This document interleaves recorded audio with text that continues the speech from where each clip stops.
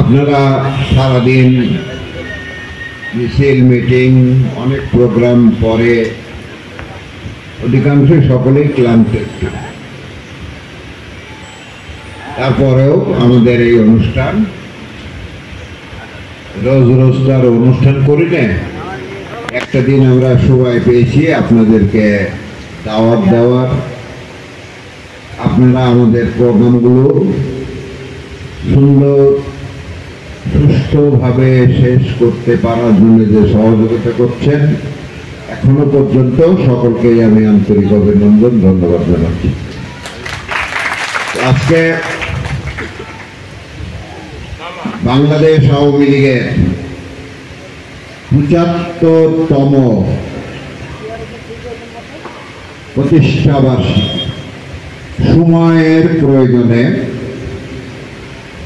পাকিস্তানিদের দেশ স্বাধীন হওয়ার পরই ৪৭-এ ১৪ই আগস্ট পাকিস্তান স্বাধীন হয়েছিল। আমরা পাকিস্তানেরই একটা অংশ ছিলাম, কিন্তু ৪৭-এর ১৪ই আগস্ট স্বাধীনতা পাওয়ার পর থেকেই পশ্চিমারা পশ্চিম পাকিস্তানের মানুষগুলো বাংলাদেশে তৎকালীন পূর্ব পাকিস্তানের মানুষদেরকে মনে করতে ওরা হলো ২ নম্বর মানুষ, আর ওরা হলো ১ নম্বর। আমাদের ওরা মানুষ বলেই মনে করত না। তার জ্বলন্ত প্রমাণ, জ্বলন্ত উদাহরণ আমরা ৪৮ সালের ভাষার যখন পরে আঘাত হলো, পাকিস্তানের গভর্নর জেনারেল কায়েদ আজম মোহাম্মদ আলী জিন্নাহ সাহেব বললেন ঢাকায় যে উর্দু পাকিস্তানের রাষ্ট্র ভাষা হবে, উর্দু পাকিস্তানের রাষ্ট্র ভাষা হবে। সেদিন কিন্তু ওই মঞ্চেই জিন্নাহ সাহেবের উপস্থিতিতেই ঢাকা ইউনিভার্সিটি ছাত্র জনতা সকলে কিন্তু এর প্রতিবাদ করেছিল যে এটা হতে পারে না। পাকিস্তানের জনসংখ্যার ৫৬ জন হলো বাঙালি, পাকিস্তানের জনসংখ্যা ৪৪ জন হলো পশ্চিমা। আমরা ৫৬ জনের যে মায়ের ভাষা, আমাদের যে মুখের ভাষা, সেটি রাষ্ট্রভাষা হবে, এমনি কিন্তু আসে না। সময়ের প্রয়োজনে আগেই বললাম আওয়ামী লীগের জন্ম হয়েছে ৪৯ সালে। পাকিস্তানিরা যখন আমাদের ছাত্র আন্দোলন হচ্ছে, জনতা মাঠে নেমেছে, মিছিল মিটিং হচ্ছে, রাষ্ট্রভাষা বাংলা চাই, একটাই স্লোগান নিয়ে যখন সকলে রাস্তায়, পুলিশি নিপীড়ন, অত্যাচার, জেল, জুলুম শুরু হয়ে গেল বাঙালিদের উপরে। ৪৮ সাল থেকেই ৪৭ সালে দেশ স্বাধীন হলো, তখন থেকেই কিন্তু শুরু হয়ে গেল বাঙালিদের উপরে নিপীড়ন, অত্যাচার। ৪৯ সালের আগেও বলছি, এখনো বলছি, সময়ের প্রয়োজনে বাঙালি জাতির ঘুরে দাঁড়ানোর প্রয়োজনে বাংলাদেশ আওয়ামী মুসলিম লীগের জন্ম হয়েছিল ৪৯ সালে, দিনটি আজকে। আমরা ইতিহাস ঘেঁটলে দেখি ইতিহাস বড় করুণ, নির্মম। বাঙালিদের আজকে স্বাধীন সার্বভৌম একটা রাষ্ট্রে বাস করছি আমরা, কিন্তু এমনি আসে নাই, এমনি আসে নাই।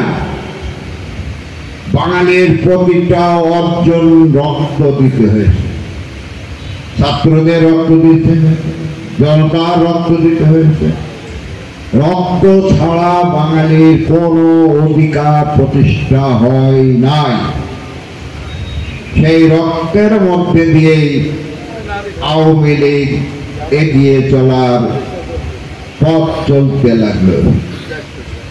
আজকে 54 সালে যুক্তফ্রন্ট হলো, 52 সালে আপনারা জানেন আন্দোলনের পরিপ্রেক্ষিতে সেদিন পাকিস্তানিরা মেনে নিতে বাধ্য হয়েছিল যে না, বাংলা রাষ্ট্রভাষা হবে বাঙালিদের জন্য। কিন্তু আমরা আজকে বাংলায় বক্তৃতা করছি, বাংলায় কথা বলছি, বাংলায় চিঠি লিখছি, বাংলায় অফিসের কাজ হচ্ছে, এমনি তো আসে নাই। পিছনে ফিরে তাকাতে হবে, পিছনে ফিরতে তাকাতে হবে এবং চিন্তা করতে হবে যে একটা জিনিসও বাঙালির কি রক্তের বিনিময় ছাড়া হয় নাই। তো যাই হোক, আমরা দেখলাম ভাষার দাবি রক্তের বিনিময়ে আমরা পেলাম রফিক, জব্বার, বরকত সহ আরো অনেকে। 54 সালে যুক্তফ্রন্ট হলো, 56 সালে শাসনতন্ত্র প্রণয়ন হবে। 56 সালে সেই শাসনতন্ত্র প্রণয়ন করতে যেয়ে আইয়ুব খানের সরাসরি হস্তক্ষেপে সেটা সম্ভব হলো না। 58 সালে জনাব আইয়ুব খান সাহেব মার্শাল ল জারি করলেন। দেশ স্বাধীন হলো 48 সালে। 10 বছর 47 সালে, 10 বছর পার না হতেই এদেশের মিলিটারিরা আমাদের উপরে খবরদারি শুরু করে দিল। তো এই মিলিটারিদের আইয়ুব খান সাহেব ক্ষমতায় আসার পরেও কিন্তু আমরা শিক্ষা কমিশন রিপোর্ট 62 সালে হামিদুর রহমান শিক্ষা কমিশন, আমাদের ছাত্র জনতা কিন্তু সেদিন মাঠে নেমেছিল এবং সেই আন্দোলনও গতিময় হয়েছিল এবং চূড়ান্ত একটা রূপ ধারণ করছিল। আমরা দেখলাম সেখানেও আমাদের রক্তের বন্যা বল। আমরা দেখলাম 66 সালে বঙ্গবন্ধু লাহোরে বসে বিরোধী দলের মধ্যে বসে বিরোধী দলের একটা ফোরামে উনি 6 দফা উত্থাপন করলেন। উত্থাপন করার পর পশ্চিম পাকিস্তানের বিরোধী দলীয় যারা নেতা ছিল তারা এটা নাকচ করে দিল। নিদায়ে ষড়যন্ত্র, এটা দেশ ভাগ হয়ে যাবে, শেখ মুজিব, এটা ষড়যন্ত্র, সুতরাং এটাকে সমর্থন করা যায় না। পশ্চিমারা কিন্তু 6 দফা সেদিন সমর্থন করে নাই। তারপর আপনারা জানেন একটার পর একটা বঙ্গবন্ধু তখন কি করলো? বঙ্গবন্ধু পশ্চিম পাকিস্তান থেকে পূর্ব পাকিস্তানে ফিরে এসে আমাদের পার্টি ফোরামের মিটিং ডাকলেন, আওয়ামী লীগের মিটিং ডাকলেন। 53 সালে সম্ভবত না 54 সালে আওয়ামী মুসলিম লীগের মুসলিম লীগ বাদ দিয়ে আওয়ামী লীগের নাম বুকে ধারণ করে আমরা নতুন করে পথ চলা শুরু করলাম, পূর্ব পাকিস্তান আওয়ামী লীগ। তো যাই হোক, আমরা 6 দফা বাংলাদেশ আওয়ামী লীগের সেই সময় পূর্ব পাকিস্তান আওয়ামী লীগের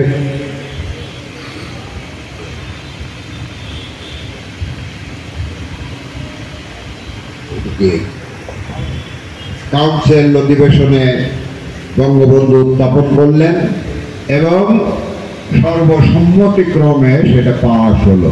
তারপর 6 দফা নিয়ে আমরা মাঠে নামলাম।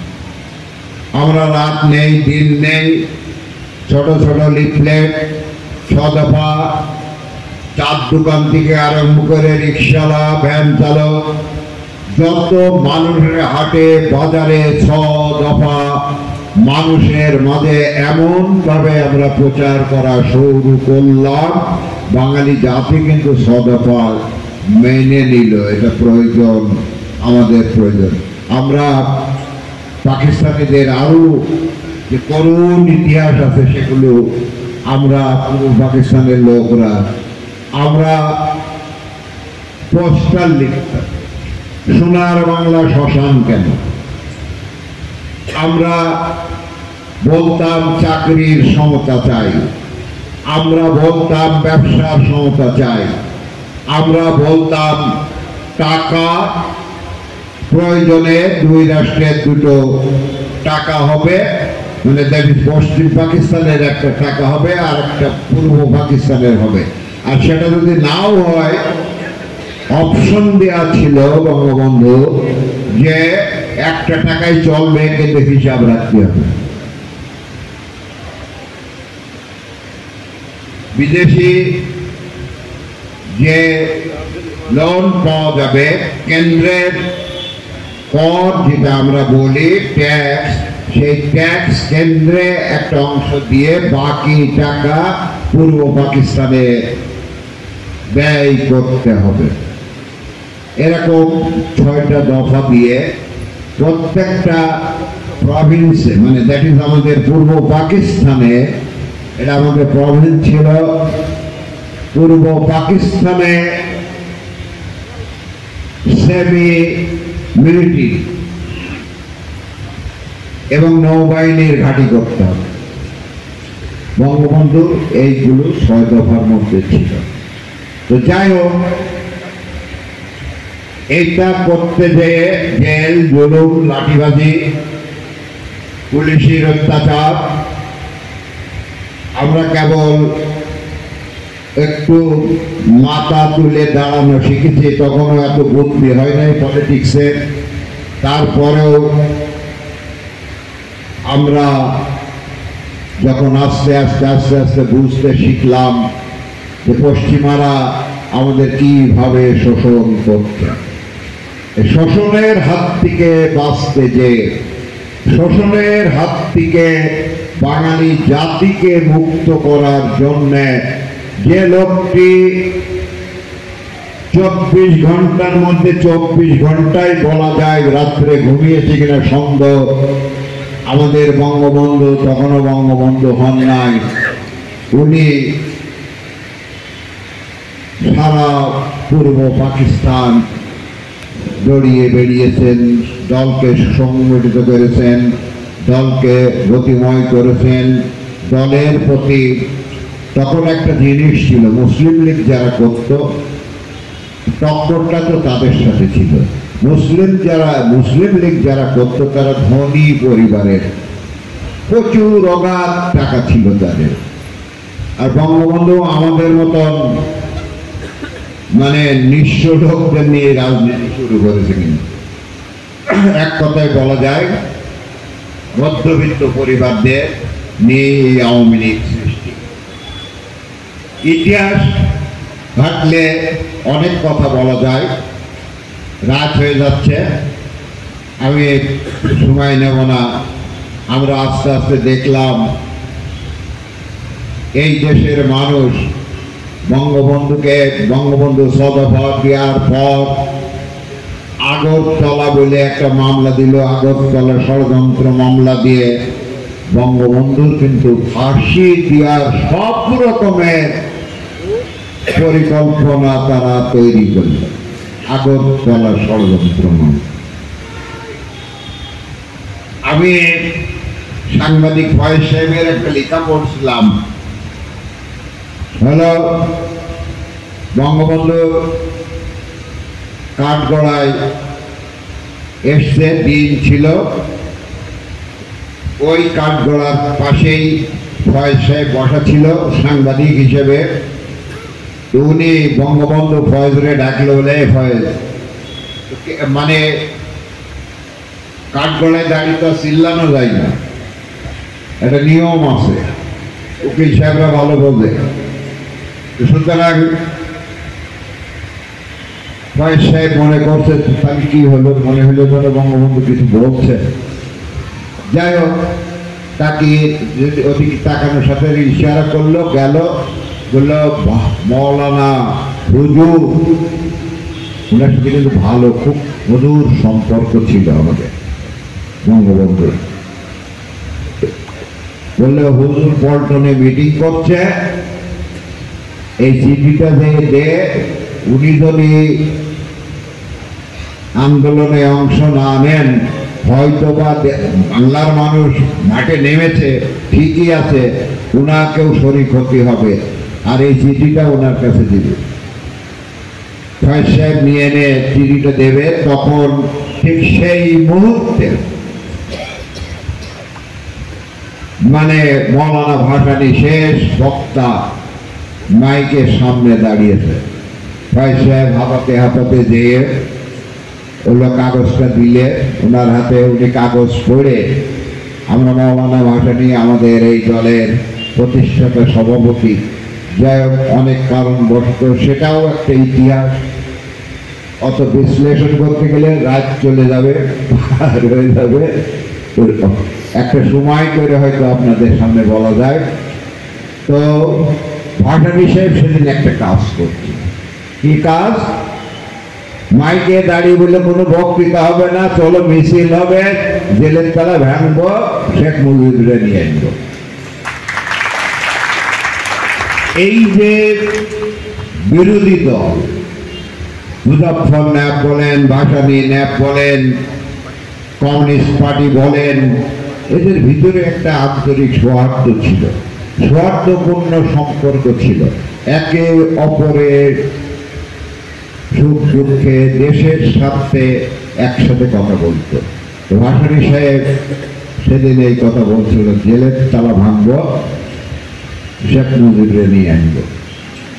সত্যি তারপর ঢাকা ইউনিভার্সিটি সহ আদমজি জুট মিল সহ যেখানে লক্ষ লক্ষ শ্রমিক কাজ করত, আমাদের জানা মতে হাজার হাজার নয় লক্ষ মানুষ রাস্তায় নেমে গেল।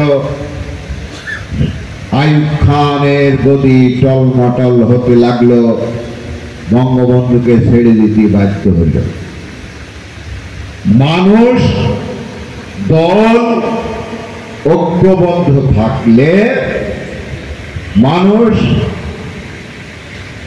ভালো কথা বললে, বঙ্গবন্ধু একটা কথা বলতেন না ভাষণের মতন, যে আপনারা যদি একজনও হন, ন্যায্য কথা বললে আমরা সেটা মেনে নেব।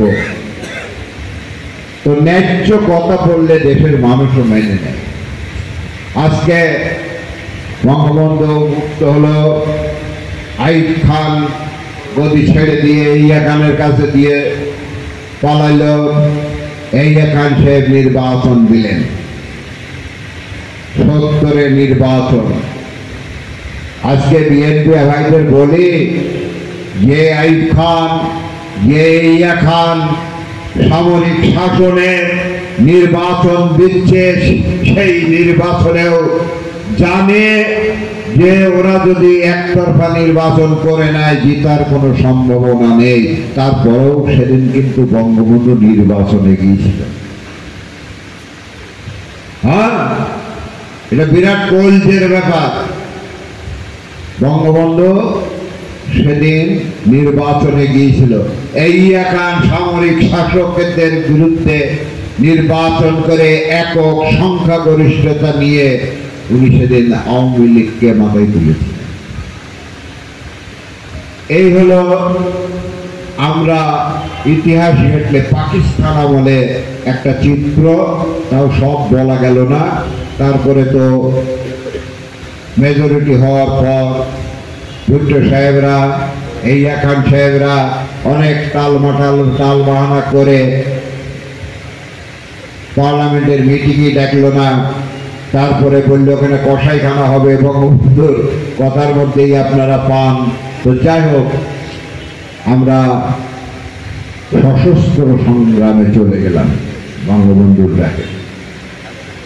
আমার একটা কথা খুব মনে আছে, ৭০-এর নির্বাচনে বঙ্গবন্ধু যখন চুয়াডাঙ্গায় আসলেন, আমি মঞ্চে থাকার সুযোগ আমার হয়েছিল, বয়স তখন আমার অল্প। তো বঙ্গবন্ধুর মিটিং শেষ হয়ে গেল, বঙ্গবন্ধুর কপালের তলায় হাত ঢুকে দিয়ে বলে বঙ্গবন্ধু ছাত্রলীগের অফিসে যেতে হবে। ছিল ওদের অফিস কত হাঁটা পথ, এখান থেকে যাওয়া যায়, কলেজের মিটিং হলো। তো আসলেন উনি আমাদের ওই বৈঠকখানায়, সব পোস্টার লিখার কালি, সারা মেঝে কালি, লাল সবুজ হলুদ। তো ধারে এখানে কি পোস্টার লিখা হয়? আমার হ্যাঁ। দেখলো, দেখে দেখে বলতে হ্যাঁ তোদের এত বড় ভালো অফিস আছে। তো যাই হোক, বঙ্গবন্ধু কিন্তু সেদিন, বঙ্গবন্ধু হইল জহর সোনা যাচাই করালো আমি মনে করি। সেদিন কিন্তু আমাকে পিক আপ করে যশোরে নিয়ে চলে গেল। বাচ্চা ভাই বলল, আমাকে ওই দিন প্রথম দেখা বঙ্গবন্ধুর সাথে, ওই দিনই প্রথম পরিচয়। তো বাচ্চা ভাই বললো ওকে তুলে নেন। বাচ্চা ভাই এসে আমার বললো যে জামা কাপড় পরে, সেদিন একটু ফিসফিস বৃষ্টি হয়েছিল। তো চলে গেলাম, জামা কাপড় পাল্টিয়ে বঙ্গবন্ধুর সাথে যশোরে গেলাম। বঙ্গবন্ধু একটা কথা বলছে, কত দূরদর্শী লিডার।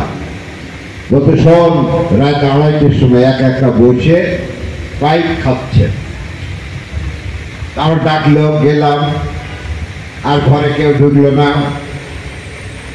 আমার বলতে বয়, আমি দাঁড়িয়ে থাকলাম। তো বঙ্গবন্ধু বলতে শোন, আমরা নির্বাচনে অ্যাবসলিউট মেজরিটি পাব, কিন্তু পশ্চিম পাকিস্তানের ওরা ক্ষমতা হস্তান্তর করবে না। তাহলে এখন কি করতে হবে বুঝিস? আলো না, তখন তো বয়স আমরা অত বুঝি টুঝিনি। বলতে গেল সব ব্যবস্থা থাকে, বঙ্গবন্ধু সব ব্যবস্থা করে। আমরা মুক্তিযোদ্ধা হয়েছি, আমরা ট্রেনিং করেছি, গেরিলা ট্রেনিং করেছি, সব বঙ্গবন্ধুর সাজানো ছিল।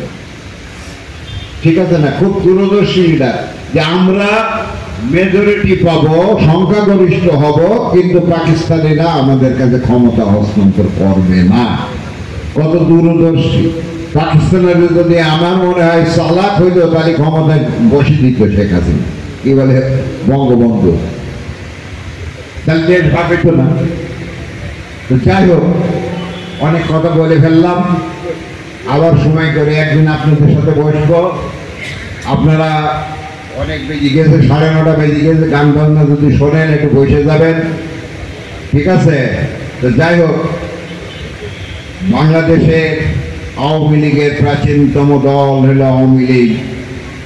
এর ত্যাগ এই জাতির জন্যে যত রকমের ত্যাগ স্বীকার করতে হয়, এই আওয়ামী লীগ করেছে বঙ্গবন্ধুর নেতৃত্বে। তো কিন্তু আমরা তার সেই চোটটুকু দেয় নাই, এই বাঙালিরাই তার কিন্তু আবার হত্যা করেছে না। তো যাই হোক, আমি আমার বক্তব্য এখানেই শেষ করছি। আপনারা এরপরে একটা সাংস্কৃতিক অনুষ্ঠান হবে, কেক কাটা হবে, সাংস্কৃতিক অনুষ্ঠান হবে। যারা আছো দেশভক্তি গান হবে, কিছু ফকির গান হবে নাকি? ঠিক আছে, সকলে আপনারা বসে যাবেন। হ্যাঁ, কাজ তো সকলেরই থাকে, তারপরেও আমরা আজকের দিনটা আনন্দের সাথে উপভোগ করি। তারপরেও কিন্তু এই আনন্দের মধ্যেও কিন্তু একটু বেদনা আছে। 1757 সালে পলাশীর প্রান্তরে বাংলার স্বাধীনতা অস্তমিত দিয়েছিল না নবাব সিরাজউদ্দৌলাকে।